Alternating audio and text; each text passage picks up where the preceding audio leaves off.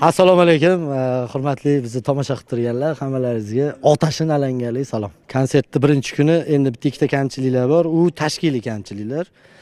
Programmamni xudoga shukr, hammasi joy-joyida ekan, tekshirib oldim. Chunki men bularni hech qayerda tekshirmayman-da, shu yerda tekshirdim, zo'r o'tdi. Ertaga endi bemalolroq bo'lamiz. Bitta ikkita tashkiliy ishlarda kamchilik ko'rindi. Uni zritilga aloqasi yo'q. O'zim bildim, bo'ldi. Ertaga shuni to'g'rilab olamiz. Xudoga shukr, kutganimdan ancha yaxshi. To'ldi.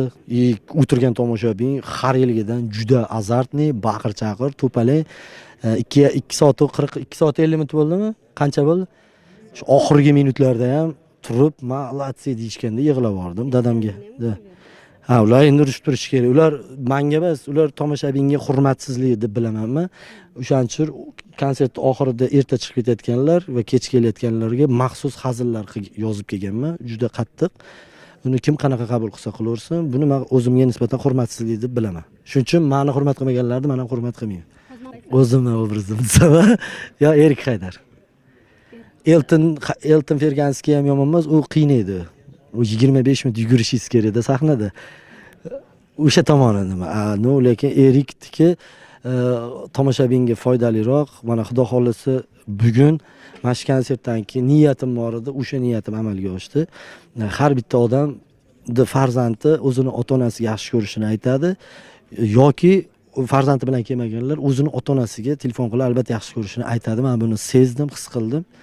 Chunki hazillarda har birida qarsa kulgudan tashqari qarsalar ham bo'lganidan buni bildim. Qo'rqqanda uy kuysin.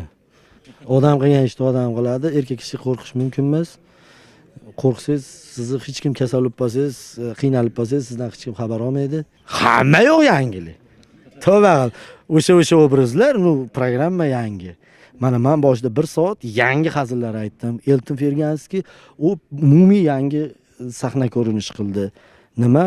Erik Haydar bu safar yangi mavzuda dars o'tmadi, boshqa narsa qildi. Yangi, qo'shiqchi yangi, hazillar yangi, odamlar o'sha lekin 4000 ta odam yangi.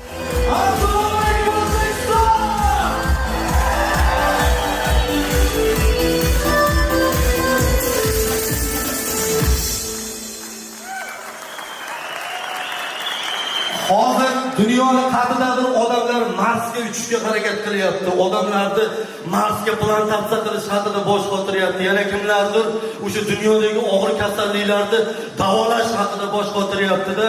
Ana aka hali joyini topmagan yo'q. Men bitta narsani bilaman, mana shu akani o'sha olimlarni